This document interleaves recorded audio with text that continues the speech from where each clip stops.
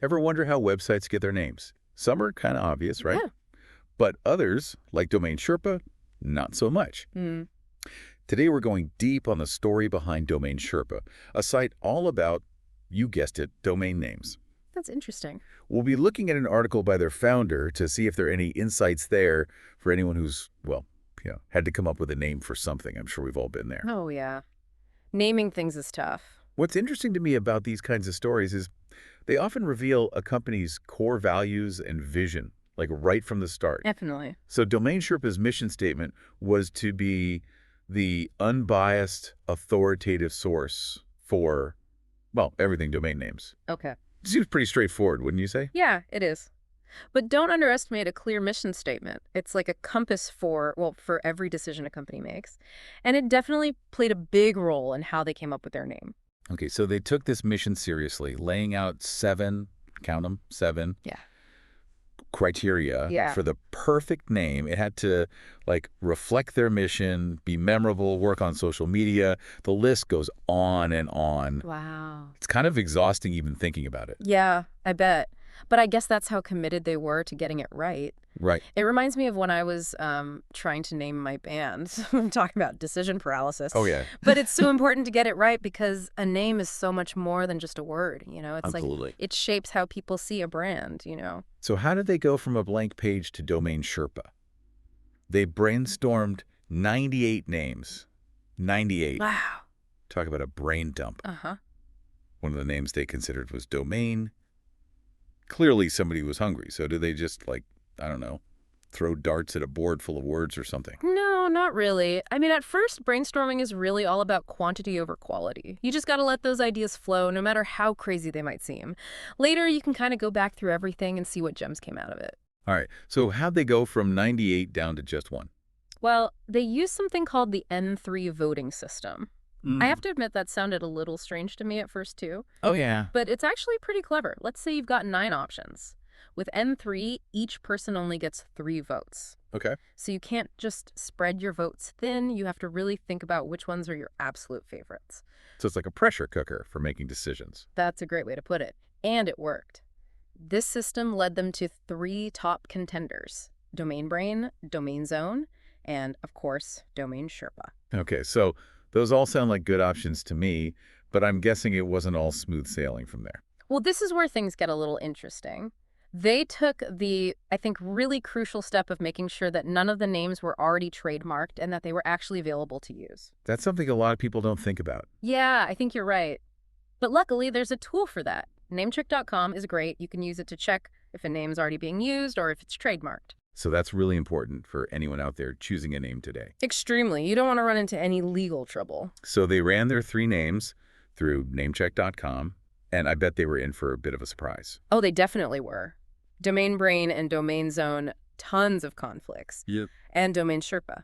The .com was already taken. Yeah, that's a big problem. It's kind of like you find the perfect house, but somebody else already lives there. Exactly. What did they do? Give up and go back to brainstorming?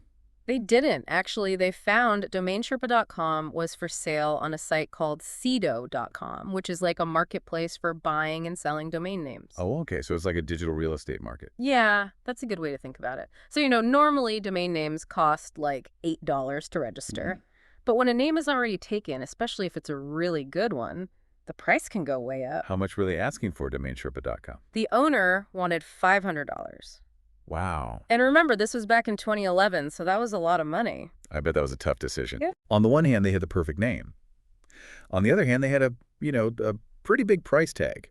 It was a lot to think about. What did they do? Well, they did what any good business person would do. They weighed their options, right? Like, what was the long-term value of that name? Was it worth going over budget? So did they go for it? They did. I think they realized that the right name can make a huge difference. And you know what? They were right.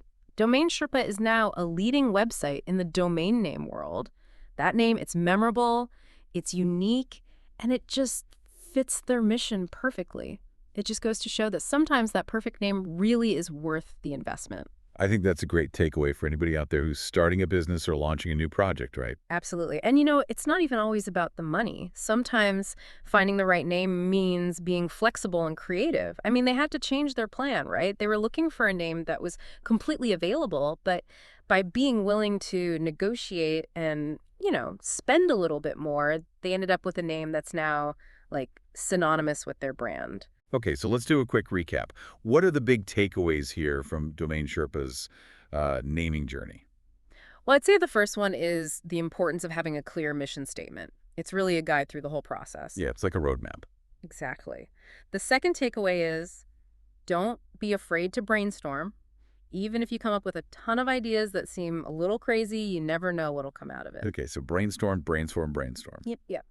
And the third thing is you have to do your research, make sure there aren't any trademark conflicts, and check if the name's actually available.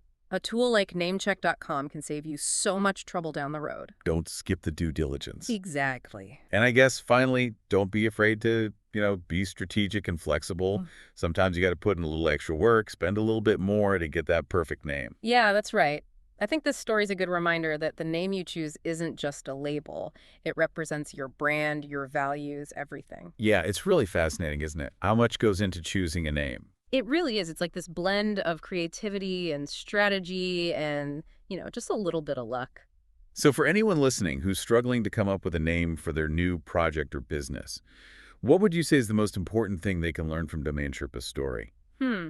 I think a good way to look at it is to think of a name like it's a good friend, someone reliable, memorable, someone you're, proud to introduce to people. Yeah, I like that. A good friend. So how do you go about finding that perfect name, that good friend of a name? I think it always starts with really understanding your mission, your values. What are you all about? What are you trying to do? Once you have that, then you can really start brainstorming. So it's like having that guiding star, that North Star to keep you on track. Yeah, exactly. And don't be afraid to get creative, try different things. The first few ideas you come up with, they might not be the best. Sometimes the best names, they come after a few rounds of brainstorming. What about when you get stuck? What do you do when you just can't seem to come up with anything good? One thing that works for me is to just step away from the computer, do something else for a while, something that sparks your imagination, like go for a walk, go to a museum, listen to some music. Sometimes the best ideas, they just come to you when you're not even trying. It's not about forcing it. Nope. It's about making space for those good ideas to show up. Yeah, that's a good way to put it. And once you've got a few good names, test them out. See what other people think. Ask your friends, your family, say the names out loud a few times, see how they feel. And of course, the most important thing, make sure those names are actually available and that you're not stepping on anyone's toes with trademarks. Yeah, you definitely don't want to end up in some legal battle because you picked the wrong name. Exactly. So think of choosing a name as a journey. It's a process, it takes time, and ultimately it's about finding that perfect fit, something that really represents you, connects with your audience. I think that's a great way to look at it, a journey. Well, I think that about wraps up our deep dive for today. Hopefully you'll learn a thing or two about the art of naming, how to choose a name that works. Remember, a good name can be a really powerful thing for your business or your project. Take your time, do your research, and most importantly, have fun with it. Until next time, happy naming.